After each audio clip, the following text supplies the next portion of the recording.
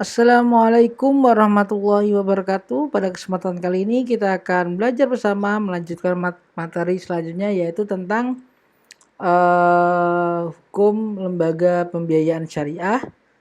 Yaitu kita akan mulai salah satunya, kita masih bahas yang konvensional, yaitu masih tentang anjak piutang. Nah, apa sih sebenarnya anjak piutang itu? Mari kita diskusi bersama-sama. Dan saya ingatkan lagi, bagi yang belum subscribe silahkan subscribe. Bagi yang males nonton silahkan nonton videonya. Gak perlu tanya-tanya temennya, apalagi ngerepotin ketua kelasnya ya. Jadi misalnya kalau ada tugas ya kalian bisa ngecek sendiri keasliannya, biar gak ada kesalahpahaman. Jadi jangan sampai jadi orang yang males. Oke, lanjut. Apa sih definisi anjak piutang? Nah, sebenarnya anjak piutang ini bahasa Inggrisnya adalah factoring. Jadi bukan factory pabrik ya, tapi ini memang namanya factoring. Nah, itu erat dengan kaitannya pembelian perusahaan factoring terhadap piutang milik klien. Jadi yang dijual belikan itu adalah utang. Loh Pak, kok bisa utang piutang itu dijual belikan, itu apa untungnya? Nanti kita akan belajar. Nah, definisi perusahaan anjak piutang itu kalau berdasarkan Menteri Keuangan, keputusan Menteri tahun sekian didefinisikan sebagai badan usaha yang melakukan kegiatan pembiayaan dalam bentuk pembelian dan atau penagihan serta pengurusan piutang atau tagihan jangka pendek suatu perusahaan dari transaksi perdagangan dalam dan luar negeri. Jadi anjak piutang atau factory itu ya suatu badan usaha yang melakukan kegiatan pembiayaan dalam bentuk pembelian dan atau pengalihan serta pengurusan piutang. Nah, apa sih hubungannya Pak jual beli hutang sama pembiayaan? Ini kan kita bahas tentang lembaga pembiayaan. Kok kita memasukkan factoring? Jadi gini, entah itu perbankan, entah itu perusahaan, itu kadang dia menghutangkan sesuatu. Misalnya katakanlah perusahaan ini jual mobilnya lah dengan harga 500 juta. Tapi bayarnya kredit. Nah, perusahaan itu dia butuhnya cash. Terkadang dia butuhnya cash, butuh likuiditas tinggi. Makanya utang itu dijual belikan, dijualkan ke perusahaan factoring nih.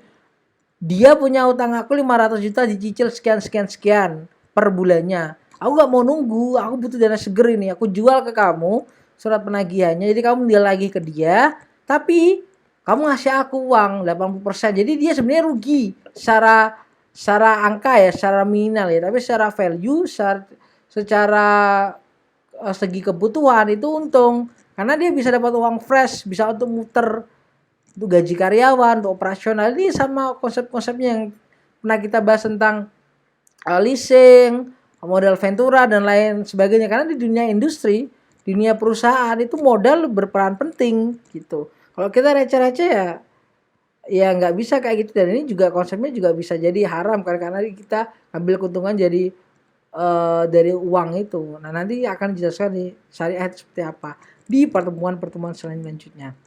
Apa sih Pak manfaatnya anjak piutang? Ada manfaatnya. Yang pertama, memberikan fasilitas pembayaran di muka. Jadi liquidity tadi, bisa uang cash itu fresh money. Kemudian meningkatkan daya saing perusahaan klien, meningkatkan kemampuan perusahaan klien memperoleh laba karena dia punya uang segar, punya uang fresh, bisa dikembangkan untuk usahanya, bisa dilebarkan bisnisnya, diekspand pasar. Kemudian bisa menghindari kerugian karena kredit macet. Jadi karena takut kreditnya macet, bayarnya nggak jelas. Misalnya kayak kalian jualan pulsa lah, biasanya ada teman-teman di sini yang jualan pulsa. Kalau kalian jual pulsa biasanya teman kalian kan suka ngutang kan. Itu loh, dia utang aku sekian nggak dibayar-bayar macet.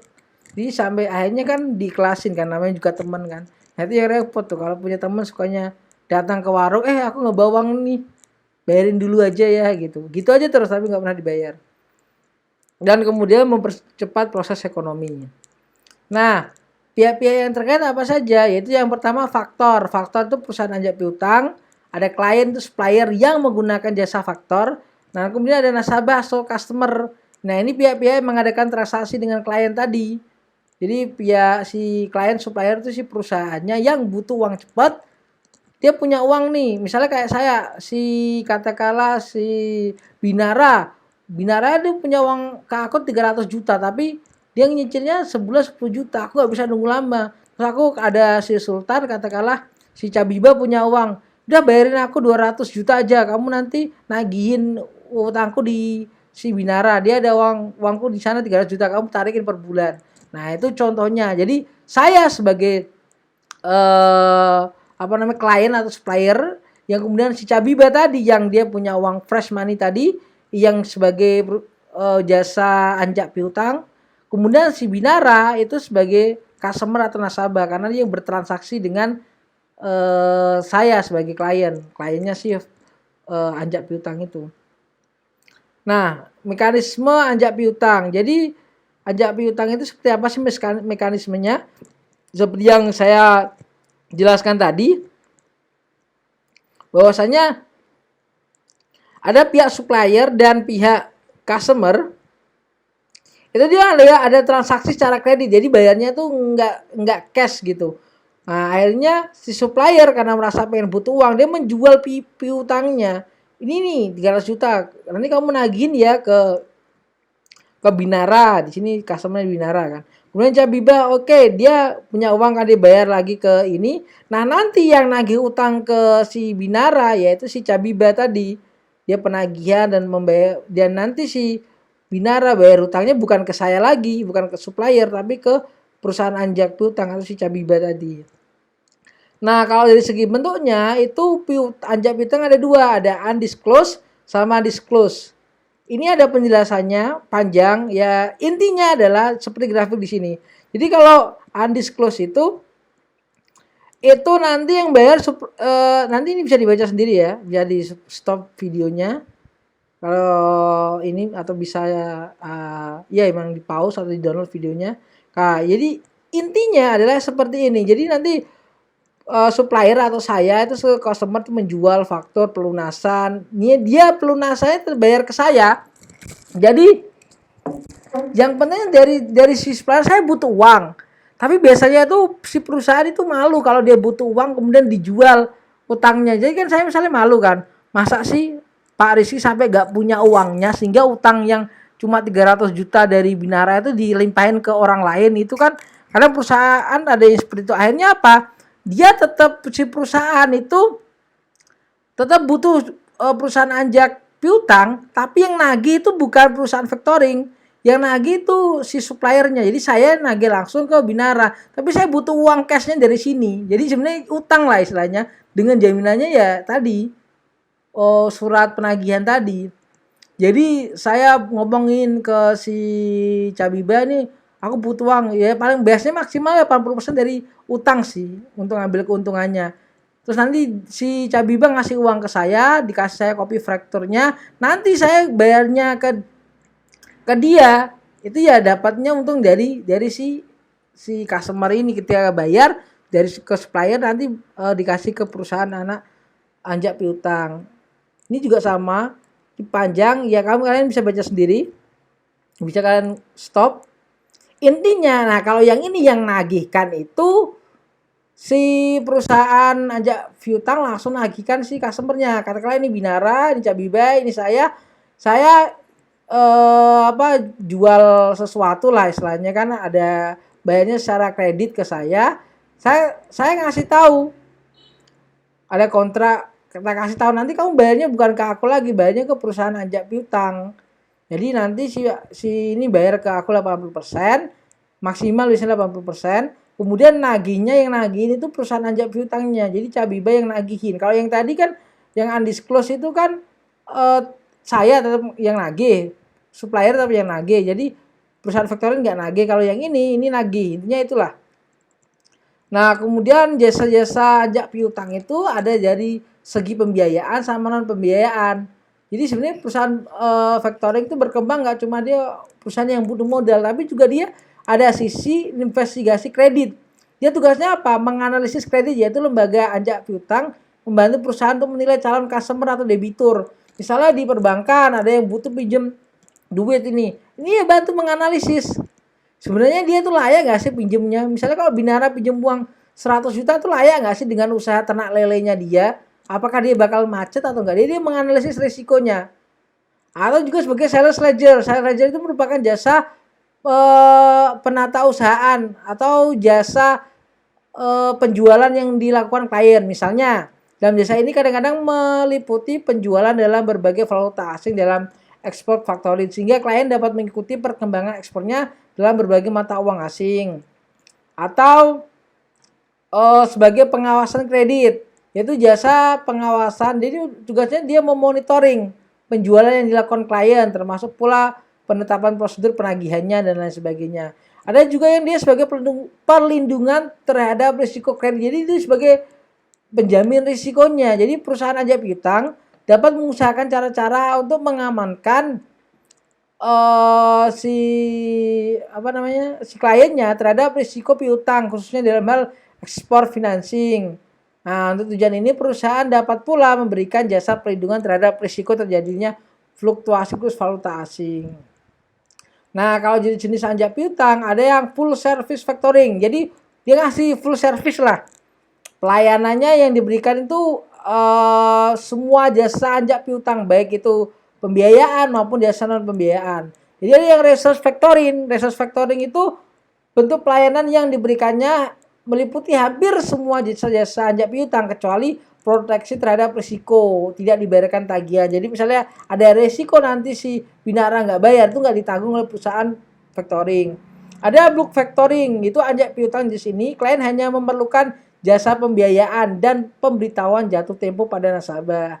Jadi dia cuma fungsinya dua itu.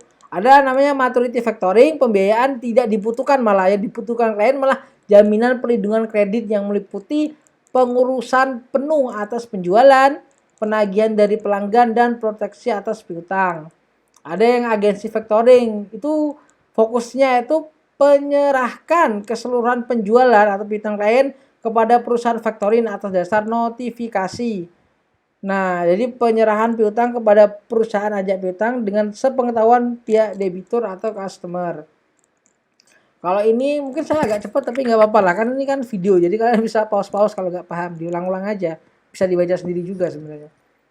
Nah, kalau invoice discounting itu dia memberikan jasa dalam bentuk pembiayaan. Jadi klien dalam hal ini hanya butuh jasa pembiayaan saja gitu, nggak butuh jasa non pembiayaan. Jadi yang penting dia tuh butuhnya duitnya aja, duit fresh money tadi. Nah, kalau berkaitan dengan suatu perjanjian itu ada disclose factoring, yaitu perjanjian penjualan piutang di mana perusahaan factoring akan memberikan proteksi terjadinya kemacetan pelunasan piutang sampai dengan presentasi tertentu. Jadi dia jamin bakal si kredit itu bakal lancar sampai 80% dari jumlah faktur yang disetujui, yaitu tanpa adanya resource sebagai risiko kredit. Nah, kalau ini biaya-biaya ajak piutang ada berapa? Yang pertama service charge. Namanya service charge ini ya biaya berkaitan dengan fungsi perusahaan factoring. Kalau factoring melakukan pembukuan, penjualan terhadap transaksi penjualan oleh klien. Nah, besarnya itu tergantung sih, tapi rata-rata itu sekitar 0,5 sampai 2,5%. Nah, kalau initial payment charge atau discount charge itu biaya yang secara langsung berhubungan dengan pembiayaan atau pembayaran di muka yang berkaitan oleh perusahaan ajak piutang kepada klien serta penyerahan faktur dilakukan. Biasanya sekitar 2-3% tergantung dari kesepakatan antar perusahaan. Nah, ini kalau penilaian risiko ini, risiko pada perusahaan ajak piutang itu ada dua. Pertama risiko klien, kedua risiko customer. Jadi ingat, klien itu perusahaan yang pakai jasa ajak piutang. Jadi risikonya ya kita lihat si kliennya dulu. Kemampuan keuangannya. Jadi apakah keadaan keuangannya baik? Kemudian dilihat juga kreditur kliennya. Penilaian terhadap kreditur pihak klien perlu pula dilakukan untuk mengetahui apakah mereka itu dibayar sesuai dengan jangka waktu yang mereka sepakati. Kemudian ada kualitas piutang. Nah, penilaian kualitas piutang dapat digunakan untuk dengan menggunakan informasi. Misalnya satu, perpencaran piutang, jumlah kredit notes, yaitu jumlah klaim terhadap faktur, pelunasan piutang oleh customer, piutang yang dikecualikan. Dia ngutanginya di daerah-daerah mana aja sih? Misal kalau daerah sengketa ya kok agak repot, nagihnya susah. Sama kalau kalian teman kalian utangin sama siapa? Oh, utangin sama ini. Oh, dia mesti bayar. Kalau untuk utangnya sama Binara, misalnya Binara kan nggak pernah bayar utang, nah itu termasuk di analis itu nggak bagus itu, karena risikonya terlalu tinggi gitu. Kemudian ada namanya risiko customer. Risiko customer itu sangat penting karena nanti pihak customer lah yang akan membayar kembali pendanaan, karena ya emang customer itu yang punya utang. Nah, ini ada penilaian perusahaan anjak piutang. Jadi perusahaan anjak piutang mana sih yang bisa kita pilih ketika kita punya perusahaan? Kita harus nilai dulu, nggak sembarangan atas nama perusahaan anjak piutang terus kita pilih. Enggak, ada ininya, tips dan triknya gitu loh. Yang pertama, apakah perusahaan factoring benar-benar berpengalaman nggak? Apakah dia sudah berlalang buana nggak dalam bisnis ini, atau dia cuma baru mulai? Yang kedua, tenaga manajemen perusahaan itu ahli nggak? Kalau misalnya cek-cek ya sama aja, nanti bisa aja dia cuma ngawur. Kemudian sistem informasinya itu bagus atau tidak? Kemudian apakah kemampuan perusahaan itu menyediakan laporan yang akurat atau enggak? Misalnya kayak laporan keuangannya nggak benar, dia ngelaporin asal-asalan, katakanlah utang 300 juta jadi 200 juta, hal-hal seperti teknis seperti itu. Nah, kemudian yang terakhir adalah kesanggupan perusahaan factoring menyediakan cadangan yang memadai untuk mengantisipasi suatu risiko kredit. Misalnya kalau di bank sih ada sih. Di perusahaan lain misalnya dia ada usaha untuk jual beli tanah. Jual beli tanah kan investasi jangka panjang kan. Dia lama dan sebagainya. Misalnya kalau nanti kreditnya itu macet, dia itu harus punya jaga-jaga simpanan. Jadi kalau itu macet, kamu ada jaminannya kah? Ada usaha lain kah? Seperti itu. Dan ini bisa dilihat dari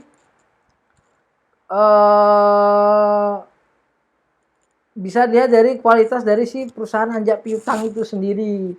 Itu kalau kalian mau bisnis skala besar. Kalau kita yang masih mahasiswa, apalagi sebagai individu, nggak tertarik di dunia perusahaan, ya nggak terlalu mengetahui tentang hal ini. Tapi kalau kalian udah kerja di perusahaan, hal-hal seperti ini, apalagi perusahaan keuangan atau perusahaan yang skalanya multinasional.